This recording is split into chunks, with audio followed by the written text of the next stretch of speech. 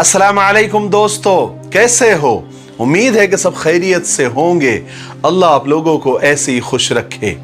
ये वीडियो सरकार दो आलम सल्लल्लाहु अलैहि वसल्लम की जिंदगी पर बनने वाली वीडियो सीरीज का, जिसका नाम मोहम्मद सबके लिए, उसका पहला हिस्सा होगा, पार्ट 1 होगा। इससे पहले कि हम सरकार दो आलम सल्लल्लाहु अलैहि वसल्लम की सीरत मुबारका यानी आप सल्लल्लाहु अलैहि वसल्लम की पूरी जिंदगी को सुनना समझना शुरू करें, उससे पहले थोड़ा शॉर्टकट में मक्का मुकर्रमा की सरजमीन का बैकग्राउंड को समझना जरूरी है कि मक्का शहर कहां आबाद हुआ, कैसे आबाद हुआ, किसने आबाद किया, और साथ साथ काबतुल्लाह की तामीर कब हुई, कहां हुई और कैसे शुरू हुई और किसने की, ताकि सरकार दो आलम सल्लल्लाहु अलैहि वसल्लम की पूरी जिंदगी हमारे दिमागों में बेहतर तरीके से बैठ सके। तो चलिए शुरू करते हैं। मक्का मुकर्रमा यानी मक्का शहर आज से तकरीबन 4000 साल से भी ज्यादा पहले हजरत इब्राहिम अलैहिस्सलाम की बीवी हजरत हाजरा अलैहिस्सलाम ने आबाद किया था। यही शहर बाद में मोहम्मद रसूलुल्लाह सल्लल्लाहु अलैहि वसल्लम का वतन हुआ।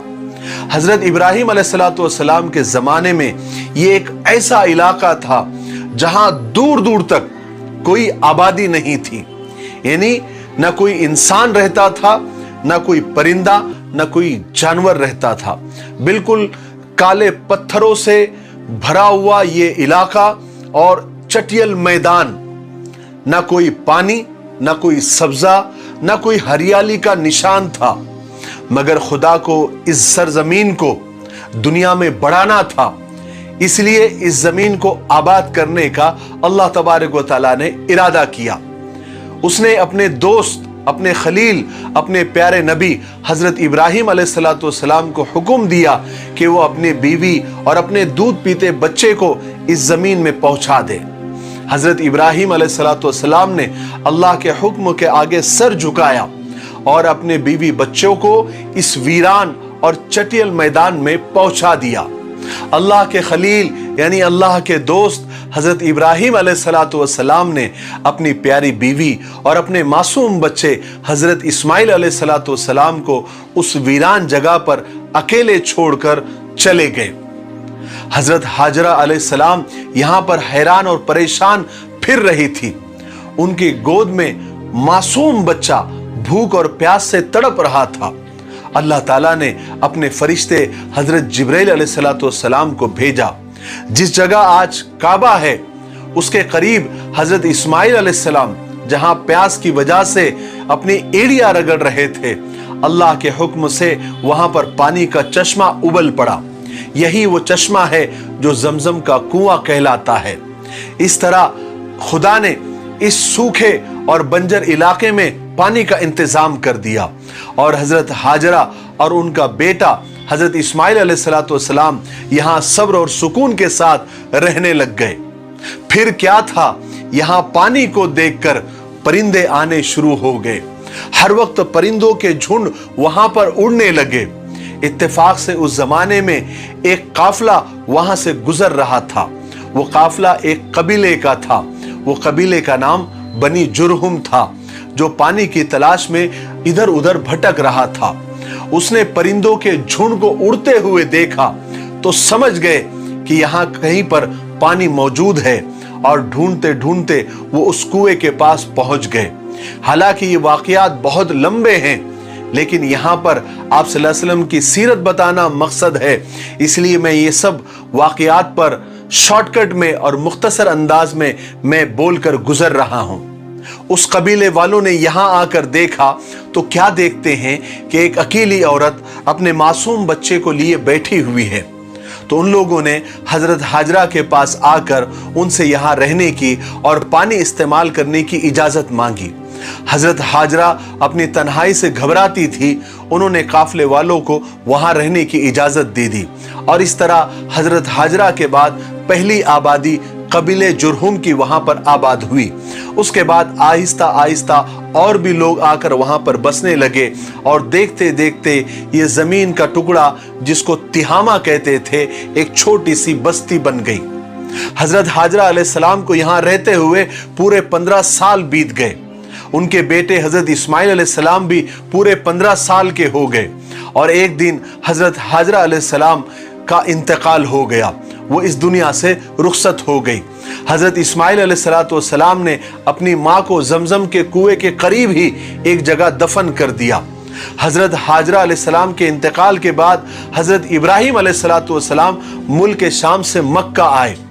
अल्लाह तबारक व तआला ने उनको हुक्म दिया कि इस बस्ती में जिसको तिहामा कहते थे वहां पर काबे को तैयार करें जो खुदा का घर कहलाएगा।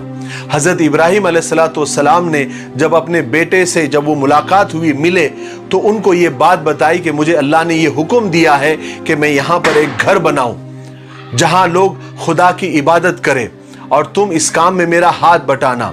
उसके बाद इब्राहीम अलैहिस्सलाम ने वो जगह बताई जहां पर आज काबा मौजूद है। हजरत इस्माइल अलैहिस्सलाम ने फौरन अपने बाप का हुक्म माना और तामीर के लिए पत्थर वगैरह इकट्ठा करना शुरू कर दिए और हजरत इब्राहीम अलैहिस्सलाम ने दीवारें बनाना शुरू कर दी और कुछ ही दिनों में काबा तैयार हो गया जहां पर लोग खुदा की इबादत करने भी लग गए। हजरत इब्राहीम अलैहिस्सलाम खुदा के बरगुज़ीदा रसूल थे। तमाम उम्र लोगों को खुदा की इबादत और सीधे रास्ते पर चलने की बात करते रहे और तबलीग करते रहे, लोगों को समझाते रहे। काबे की तामीर के बाद हजरत इब्राहीम अलैहिस्सलाम का भी इंतकाल हो गया और अल्लाह तबारक व तआला ने उनके बाद इस्माइल अलैहिस्सलाम को नबी बनाया। हजरत इस्माइल ने भी लोगों को खुदा के एक होने का पैगाम दिया और सही सही और सच्ची बात लोगों तक पहुंचाई। इस तरह मक्का में हजरत इस्माइल अलैहिस्सलाम का सच्चा मजहब फैलने लगा और अल्लाह तबारक व तआला ने लोगों के दिलों में अपने पाक घर की इज्जत और मोहब्बत डाल दी, यानी काबा की मोहब्बत डाल दी और बहुत जल्दी दूर दूर तक इसकी शोहरत हो गई, एडवर्टाइज हो गई। आखिरकार 100 साल तक लोगों को सीधा रास्ता बताने वाले हजरत इस्माइल अलैहिस्सलाम का भी इंतकाल हो गया। आपकी शादी चूंकि मक्का में ही हुई थी तो आपकी औलादी भी यहीं पर रहती थी। यहाँ तक कि आपकी औलादें इतनी बढ़ गई बाद में कि वो दूसरे शहरों में भी जाकर बसने लगी। मक्के वालों में बैतुल्लाह शरीफ के इंतजामात की बहुत अहमियत थी और बैतुल्लाह के इंतजामात करने वाले यानी ट्रस्टियान जो काबा थे वो हजरत इस्माइल अलैहिस्सलाम के ही खानदान के लोग थे। चूंकि वही लोग ट्रस्टी थे इसलिए काबे की चाबियां भी उन्हीं के पास होती थी। हजरत इस्माइल अलैहिस्सलाम की औलाद में अक्सर लोग खुदा को एक मानते थे और उसी आसमानी दीन पर वो चलते थे जो हजरत इस्माइल अलैहिस्सलाम लेकर आए थे। लेकिन फिर जैसे जैसे वक्त गुजरने लगा दीन में नई नई बातें बढ़ने लगी। यहां तक कि काबे के करीब जो पत्थर पड़े हुए होते थे या काबे को लगे हुए होते थे, लोग काबे की वजह से उन पत्थरों की भी इज्जत करने लगे। आहिस्ता आहिस्ता ये इज्जत इतनी बढ़ी कि लोग उन पत्थरों को अपने साथ रखने लगे और इस्माइल अलैहिस्सलाम की जो औलादी थी, जो उनकी नस्ल थी, वो दूसरे शहरों में भी रहती थी। तो वो लोग वो पत्थर को तबर्रुक समझकर, बरकत की चीज समझकर अपने साथ ले जाने लगे और उन पत्थरों की भी इज्जत करने लगे जितनी वो काबे की और हजर अस्वद की करते थे। फिर आने वाली औलाद तो एडवांस होती है, उन्होंने पत्थरों की इज्जत अपने बाप दादाओं से ज्यादा वो करने लग गए। यहां तक के बात यहां तक बढ़ गई और बिगड़ गई कि काबा को आने के बजाय वो उन्हीं पत्थरों के इर्द गिर्द घूमने लगे, उसका तवाफ करने लगे और ये इज्जत इतनी बढ़ गई एक वक्त में कि अरब वाले उन्हीं पत्थरों को पूजना उन्होंने शुरू कर दिया और उनकी इबादत करने लग गए और पत्थरों को तराश तराश कर अजीब अजीब शक्लें बनाकर उनकी इबादत करने लगे। और इस तरह अरब में बुत परस्ती की यानी बुतों को पूजना उसकी शुरुआत हो गई और लोग हजरत इब्राहीम अलैहिस्सलाम और हजरत इस्माइल अलैहिस्सलाम का दीन तकरीबन भूल ही गए। मगर मक्का में अभी तक कोई बुत नहीं आया था। जिस शख्स ने मक्का में बुत परस्ती की शुरुआत की और बुत परस्ती को फैलाया वो उसका नाम था अम्र बिन लुही। वो अपने जमाने में मक्का का सरदार था। हुआ ये कि वो एक दफा अपना इलाज कराने के लिए मुल्क शाम गया, जहां उसने लोगों को पत्थरों को और तस्वीरों को पूछते हुए देखा, तो उसे वो तरीका बहुत पसंद आया और वो वहां से एक बुत लेकर मक्का में आ गया और उसे बैतुल्ला में यानी काबा में रखवाया। इस तरह पहला बुत काबा में रखा गया जिसका नाम हुबुल था। फिर अम्र एक दिन जद्दा गया, वहां से भी वो कुछ बुत उठाकर ले आया और लोगों से कहने लगा कि इनकी इबादत करो। लोग चूंकि हर साल मक्का में हज को आते थे, तो बहुत जल्दी उन बुतों की शोहरत हो गई और लोग उनसे मिन्नतें मांगने लग गए। अरब में चूंकि सैकड़ों कबीले थे, सब ने अपने अलग अलग बुत बना लिए। जो कबीला जितना बड़ा और मशहूर था, उनके बुत उतने ही बड़े और उतने ही मशहूर हो गए। मक्का में सबसे बड़ा और मशहूर कबीला कुरैश का था। उनके बुत का नाम हुबुल और उज़्ज़ा था। और दूसरा जो मशहूर कबीला था वो ताइफ का था, जिसका नाम सकीफ था, कबीले सकीफ, और उनके बुत का नाम लात था। उसके अलावा और भी बहुत सारे बुत थे जिनके नाम आसाफ, नाइला वगैरह ऐसे कुछ थे। इस तरह खुदा का घर बुतों का अड्डा बन गया। इसी तरह बुत परस्ती करते हुए सदियां गुजर गई, लोगों के जहन बदल गए। अब वो खुल्लम खुल्ला बुतों को पूजने लग गए, मगर फिर भी इतनी बुत परस्ती के बावजूद बैतुल्ला की इज्जत, काबे की इज्जत उन लोगों के दिलों में थी, जैसा कि उनके बाप दादाओं के दिलों में थी और उनके जमाने में थी। लोग ऐसे वक्त में भी अपने घरों को काबे से ऊंचा नहीं बनाते थे, उसको बहुत बड़ा गुनाह समझते थे। ये वीडियो अब काफी लंबा हो रहा है, इसलिए आज हम यहीं पर रुक जाते हैं।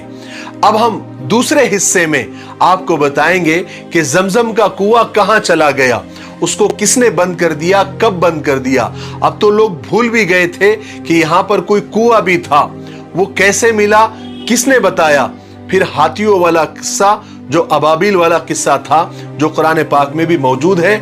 उसके बाद सरकार दो आलम सल्लल्लाहु अलैहि वसल्लम के पैदा होने से पहले अल्लाह तबारक व तआला ने कैसी निशानियां दुनिया को बताई थी, ये हम दूसरे हिस्से में आपको बताएंगे। तो हमने अल्हम्दुलिल्लाह हिम्मत करके ये सीरीज मोहम्मद सब के लिए शुरू कर दी है। हमने अपने वादे को पूरा करना शुरू कर दिया है। आप भी अपने वादे को पूरा करें और इस वीडियो को कम से कम 5 लोगों को आप जरूर शेयर करें। अगर आप ज्यादा शेयर करते हैं और ज्यादा लोगों तक बात पहुंचती है, तो ये बात आपके लिए बाइसे सवाब होगी और सदक़े जारिया होगा। तब तक के लिए मेरे लिए और पूरी उम्मत के लिए खैर और भलाई की दुआ करते रहें।